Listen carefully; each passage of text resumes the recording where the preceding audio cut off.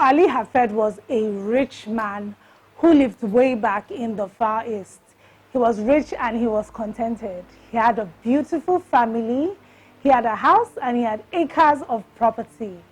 One day, Ali heard that there was a priest who had just come into town. And being a generous host, he invited the priest to dinner. After dinner, as they sat by the fireside, the priest told Ali about his travels and told him about diamonds. Diamonds had just been discovered. In other words, they were trending. And the priest told him how precious diamonds were. Ali Hafed lost his sleep. And the next morning, he ran to the priest and said, "You know what? I couldn't sleep at night. All night I was tossing and turning. I want diamonds. Tell me where to get diamonds from." Ali decided that day to make it his sole objective to go look for diamonds so that he could become wealthy and powerful. Ali Hafed sold his house, sold his acres of land, and put his family in the care of his neighbor and decided to take a trip to go search for diamonds. 7 years down the line, Ali Hafed died of a broken heart. He died a broken man, far away from his family and the friends who loved him, because he couldn't find any diamonds and all his money was exhausted. Now, let's go back to Ali Hafed's house. The priest continued to stop by the house to find out if Ali Hafed had come back. And one day, the priest went into the house, which now belonged to the man that Ali Hafed sold the house to, and he saw this stone. It was a black, unusual stone that had been kept on the mantle by the fireside, and it exuded this really brilliant light. There was something about the stone. When the priest looked at the stone, the priest screamed, "Ali Hafed, where is Ali? Ali is back!"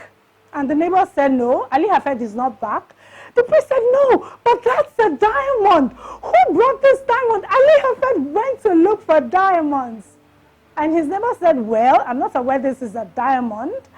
My kids were playing by the stream at the back of the house, and the horses were drinking at the same time, and the horse, pulled out." That's when the horse was trying to drink from the stream. Apparently, that stone, just rolled out. My kids picked it up and brought it to me.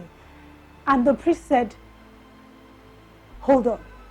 You said you got this at the back of your house by the stream." The neighbor said, "Yes, and there's a lot more where this came from." The priest was in shock. He told the man who now owned the house to get shovels and to get as many young men as possible to come with him to the stream. When they got to the stream, the young men picked up shovels and they started to shovel by the edge of the stream, and they found out that the entire field was full of diamonds. Now, the thing about this story is that it's not folklore, because today, those diamonds, Ali Hafed's garden is called the Golconda Mines, and royalty in Europe till today have the diamonds from the Golconda Mines on their crowns. It was a real life story.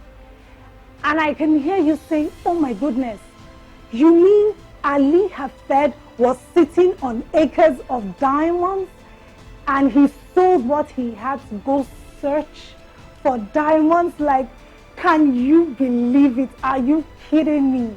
Right? But guess what? You're probably as guilty as Ali Hafed, because the opportunities that surround us every day are enough for us to make as much as we want out of life. But we always find ourselves searching in the wrong direction.